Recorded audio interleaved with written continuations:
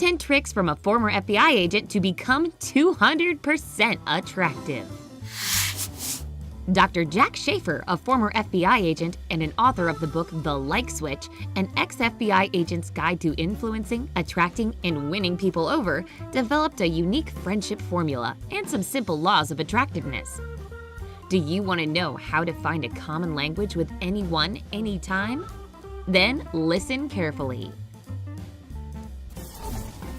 Number 10. Start with bending your head to the side. Did you notice that women bend their head to the side more often than men? It's a similar method men use in business when they keep straight to emphasize dominance. In informal communication, the inclination of the head to the side is a sign of trust. Whenever you do that, your opponent feels like you're truly interested in what he or she is saying. Rolling your eyes with the head tilted back, however, is a combination you should avoid. Even if you do this as a joke, that signal is very often perceived as hostile. Number 9. Develop facial expressions. Play with the eyebrows. Eyebrows are a big deal these days, right? Really?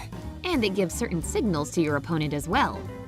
For example, a good trick is to raise your eyebrows when you meet other people.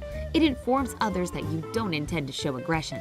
You see, our brain recognizes this signal from a distance of up to 2 meters and perceives such a person as pleasant in communication. So, if you like a person you don't know, give them a quick, distant signal by uplifting your eyebrows. Just don't keep a long eye contact when playing with eyebrows or frowning at them.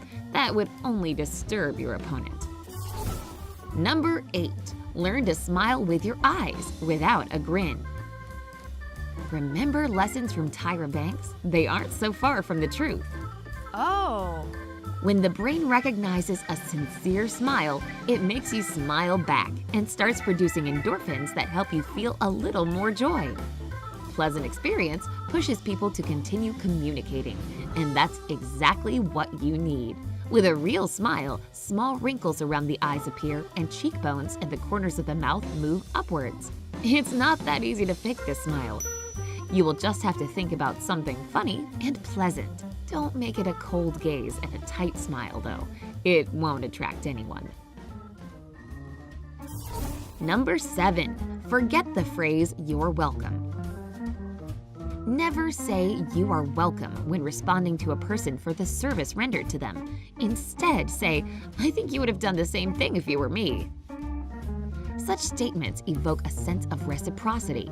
A person feels the desire to do something for you in return to thank you. Never hesitate to ask a person for a small favor. For example, giving advice or helping to choose something. We like to feel important in front of others because it increases our self-esteem. Admit it, it's nice to be in the company of someone who admires you. And from now on, you're going to be this person. Number 6. Shift to a whisper. Emphasize without a reason. To prevent awkward pauses in the middle of a conversation, use a light sympathetic statement related to the last phrase of the person with whom you're speaking. This is a fairly simple way to continue the conversation and create a relaxed atmosphere. Whispering is perceived as an intimate form of communication. That's why, to take your relationship with someone to the next level, you should occasionally say certain phrases in a whisper. To enhance the effect, lean slightly towards the other person as if you're sharing a secret. A person will instinctively lean towards you to hear better. Minor violation of personal space and the feeling that you're sharing a secret will bring you together. Backward distancing or leaning on the back of a chair will have an opposite effect, though. It's way too much if you've just met each other. Number 5. Let people compliment themselves. The best way to make a compliment is to encourage a person to praise himself. Wow. During a conversation, urge your opponent to talk about their achievements or merits. Then, show some surprise. Did you really do it yourself? How did you manage to do it? Such questions will urge a person to compliment themselves and, as a result, feel good and relaxed. You can also try to make a compliment from a third person. For example, say that your mutual friend noted an excellent sense of humor or praised their diligence. But don't forget that a compliment is often regarded as flattery, especially if it does not relate to the achievements or merits of a person, but to their appearance or innate abilities. People love when something that was achieved by working hard is noticed in them. These compliments are way more pleasant, right? Number 4. Make mistakes in front of your opponent. Make a deliberate mistake during the conversation so that the interlocutor sees it. Show hesitance and let him or her correct you. Who doesn't love to be right? The opponent will feel more confident, realizing that you are also a person, and will treat his or her possible awkwardness with understanding. That's where the law of similarity works. The more you have in common, the more often you communicate and become closer. Just don't go too far. You shouldn't dumb yourself down and sound stupid. Number 3. Pay attention to the pottery when you spend time together. 70% of important information is shared while eating. Your opponent's gestures at this moment reflect emotions, feelings, and sympathies. If the interlocutor places the cup or any other object as if they were building a wall, this indicates a desire to increase the distance. A shared plate, on the other hand, is a kind of friendship test. Ask if you can try something from the plate of your companion. Not everyone will agree to share food, but this insignificant arrogance helps to get closer. Don't do this immediately, though. Find an appropriate timing. Number 2. Watch the lips of the interlocutor. Learn to change the color of the eyes. People touching their lips with their fingers feel shy. This will happen if you ask an uncomfortable question or bring up a topic which the interlocutor will want to avoid. Watch these gestures to react and correct your own behavior in time. It also helps to learn to give the correct signals with your pupils. Our brain likes the enlarged pupils of the interlocutor as it is a sign of sympathy and interest. Do you want to be liked by another person? Easy! Invite them to dinner somewhere with dim lighting, or look at them with a defocused gaze where the pupils expand, making the eyes appear darker. Avoid narrowed eyes, compressed lips, ostentatious yawns, and a wrinkled nose. These expressions give the opponent rather negative signals. Number 1. If the situation is not that smooth, recall movies. Unusual but highly effective advice. There's nothing a good movie can't teach you. This phenomenon is called the law of the rocky road. It happens that people like each other only after a series of obstacles and contradictions, but these relations are often stronger than those that develop peacefully from the very beginning. This phenomenon has become a popular movie cliché.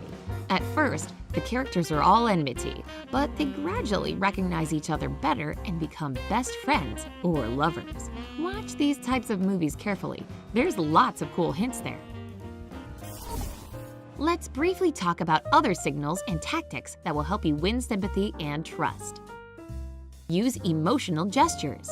For example, nod slightly when listening to a long monologue of your companion as if you agree with each word. This will make your opponent trust you more.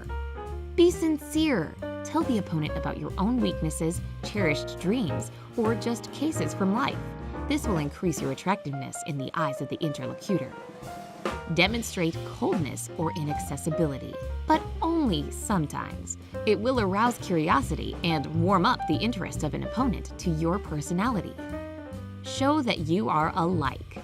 We always feel attracted to people who have similar interests and understand us, right? Use it to your benefit. Finally, let's examine the formula of friendship developed by an FBI agent. This formula reflects the main characteristics necessary for strong trust and friendship. It's basically universal.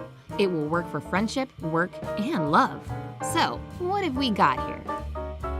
Proximity is the psychological distance between people. The person should feel comfortable and safe in your presence. Allow yourself to slightly violate a person's personal space from time to time. This will help you get closer. Frequency is the number of interactions you make with another person per unit of time. The more time you spend together, the better. It's just that easy. Duration is inversely proportional to the frequency. If you're often together, your meetings are less frequent, and vice versa. Remember to alternate duration, but observe the frequency.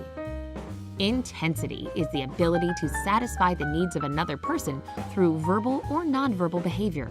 It's a very important indicator which reflects whether you are enjoying your time together or not. So, do you have any charming tricks of your own? Tell us in the comments below.